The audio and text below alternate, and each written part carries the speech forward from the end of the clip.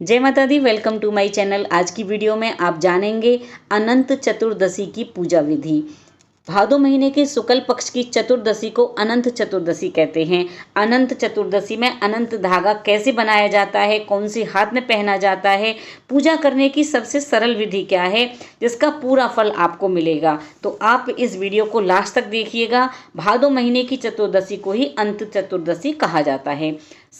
इस दिन ना अनंत भगवान यानी संसार का पालन पोषण करने वाले श्री हरि विष्णु भगवान की शेष नाग के साथ पूजा की जाती है। अनंत धागा हाथ में बांधा जाता है, जिससे हमारे संकटों से हमें मुक्ति मिलती है। और इस पूजा को आप प्रातःकाल भी करेंगे और संध्या काल भी करते हैं, और धागा आप प्रातःकाल ही बनाएंगे। तो पूजा करने के लिए सबसे पहले हम एक चौकी लेंगे। चौकी पर हम एक लाल या पीला कपड़ा बिछाएंगे, और लाल पीला कपड़ा बिछाने के बाद हम भगवान को स्थापित करने के लिए आसन देंगे। आसन आप तिलों का दे सकते हैं, पुष्प से दे सकते हैं, आप चावल से भी दे सकते हैं।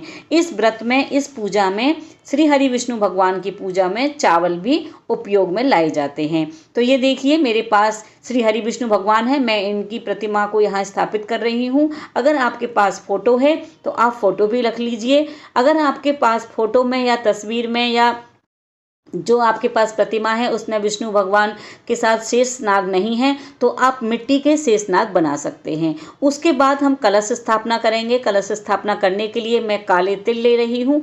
आप चावल ले सकते हैं, गेहूँ ले सकते हैं, या फिर आप पुष्प ले सकते हैं। आपको यहाँ अष्टदल कमल बनाना है। अगर आपको अष्टदल कमल बनाना नहीं आता है तो आप हमारे चैनल पर अष्टदल कमल बनाने की विधि है, आप वहाँ से देख सकते हैं।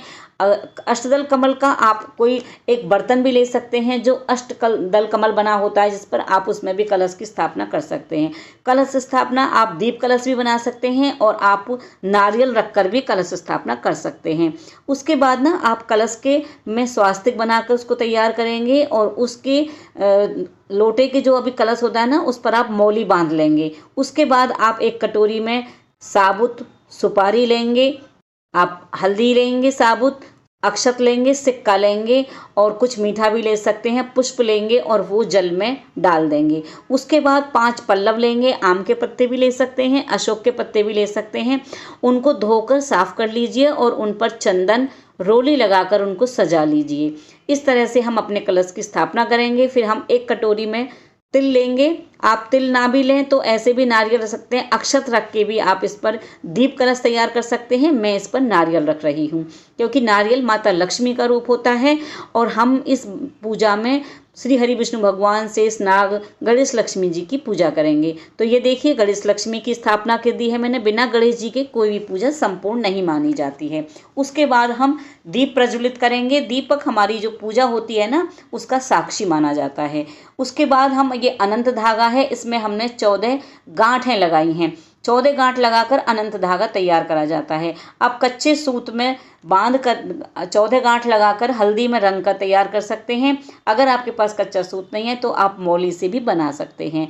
उसके बाद हम पवित्रीकरण करेंगे, सबको जल से स्नान कराएंगे। तो ये देखिए, मैं आप सबको स्नान करा रही हूँ। गणेश भगवान को, लक्ष्मी माता को, अनंत धागे को, जो हमारा अनंत डोरा है, विष्णु भगवान, कलश, दीपक, सबको हमने स्नान कराया है। तो इस तरह से हम आसन देकर भगवान की प्रतिमा या तस्वीर जो भी हमारे पास है उनको हम स्थापित करके फिर हम भगवान का स्नान कराएंगे। स्नान आप ना ये कलश मिट्टी का भी ले सकते हैं, जो भी आपके पास कलश है, तांबे का भी ले सकते हैं। तो उसके बाद हम स्नान कराने के बाद सबको मौली अर्पण करेंगे, जनेऊ अर्पण करेंगे, और हमारे पास अगर कच्चा धागा है, सूत का है, तो हम वो भी पहनाएंगे। हमें विष्णु भगवान को जनेऊ पहना रही हूँ। ये जनेऊ आप कच्चे सूत का ना हल्दी में रंग के बना सकते हैं। तो हमने अपने अनंत जो हमारा डोरा है उसको भी हमने मौली स्थापित की है। उसके बाद हम चंदन का तिलक लगाएंगे। तो मैं गणेश भगवान को चंदन का तिलक लगा रही हूँ। श्री हरि विष्णु भगवान को भी हम चंदन का तिलक लगाएंगे। सभी भगवान को, नारियल को, कलश को, दीप को, जो हमारा अनंत डोरा है, सबको हम लगाएंगे। और ये जो शेष नाग है ना, इसको भी हम, शेष नाग को भी हम चंदन का तिलक लगाएंगे। शेष नाग की पूजा विशेष मानी जाती है, तो इसलिए हम शेष नाग भगवान को भी इसमें तिलक लगाएंगे। तो मैं देखिए कैसे तिलक लगा रही हूँ। इसी तरह से हमको चंदन से, रोली से, कुमकुम से, सब तरह भगवान के श्री चरणों में भी लगाना है। इसी तरह से हम जब भी भगवान को तिलक लगाते हैं ना, तो हमें भगवान के चरणों में भी लगाना चाहिए।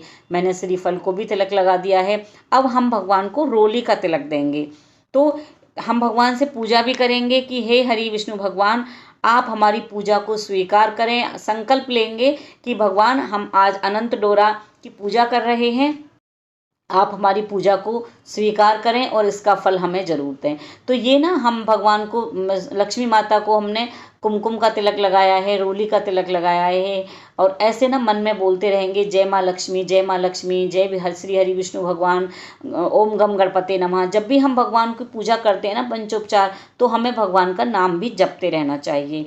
इस तरह से हम भगवान को, जब हम ये पूजा कर रहे हैं ना संकल्प लेके, तो इस जो मैं आपको पूजा करके दिखा रही हूँ, इसको हम भगवान को बोलते रहेंगे, हे हरि विष्णु भगवान, आज मैं अनंत चतुर्दशी के दिन अनंत धागा लेकर आपकी पूजा कर रही हूँ, मेरी पूजा को आप स्वीकार करें। उसके बाद हम भगवान को पुष्प अर्पित कर रहे हैं। तो आप ये देखिए, हम, अगर आपके पास लाल पुष्प हैं तो आप लक्ष्मी माता को लाल पुष्प चढ़ाएं।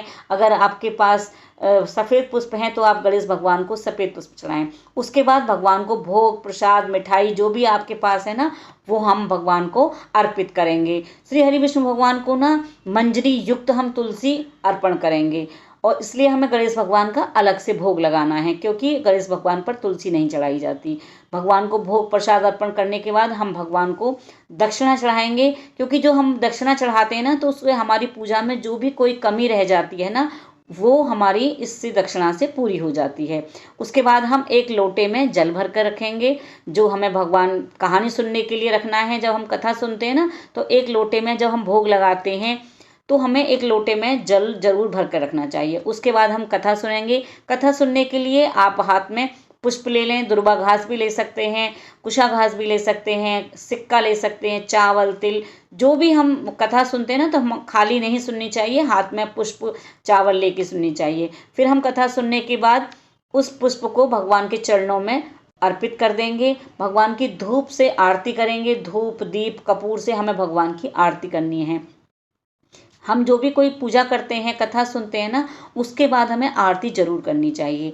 अगर आपने दीप कलश स्थापित किया है ना, तो आप अलग से एक आरती के लिए दीपक जलाएं, या फिर आप कपूर से कर लें। नहीं तो आप, जैसे मैंने अलग से दीपक जलाया ना, तो आप उससे भी आरती कर सकते हैं।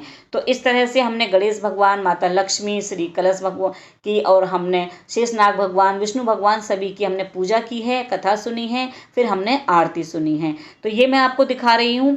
और हमें ना, जब ये हम पूजा करेंगे ना अपने डोरा की, तो उसके बाद ये जो पूजा की जाती है ना, इसका बहुत ही महत्व होता है। हम आज के दिन ना 14 बत्तियों का हम दीपक भी जलाना चाहिए। इस तरह से हमारी पूजा आरती हो जाती है ना। फिर हमें ये चौकी हटानी नहीं है, शाम तक चौकी लगी रहने देनी है। शाम को भी हमें यहाँ पे दीपक जलाना है, 14 बत्ती का दीपदान करना है।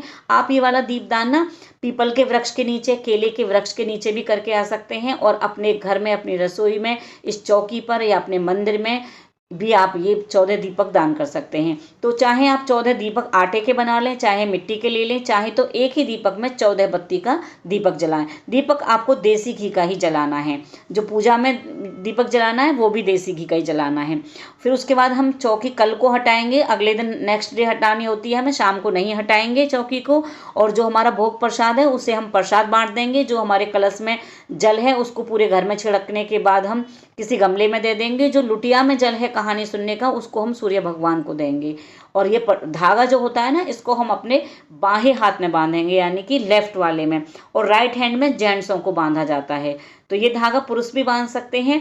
पुरुष अपने राइट हैंड में बांधेंगे, और जो लेडीज होती हैं वो अपने लेफ्ट हैंड में बांधेंगी। तो इस तरह से मैंने आपको बहुत ही सरल तरीके से पूजा करके बताई है। कथा की वीडियो हमारे चैनल पर अपलोड है, आप वहां से कथा भी सुन सकते हैं।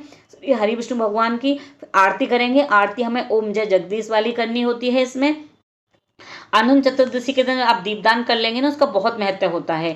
उसके बाद ना आपको ये जो सुपारी है, कलश में सिक्का है, हल्दी है, इनको आप किसी गमले में दबा देंगे, नहीं तो आप दोबारा भी इनको यूज कर सकते हैं। तो उम्मीद करती हूँ कि वीडियो आपको पसंद आया होगा। वीडियो पसंद आए तो लाइक शेयर कीजिएगा। टिल देन बाय बाय, जय माता दी, राधे राधे।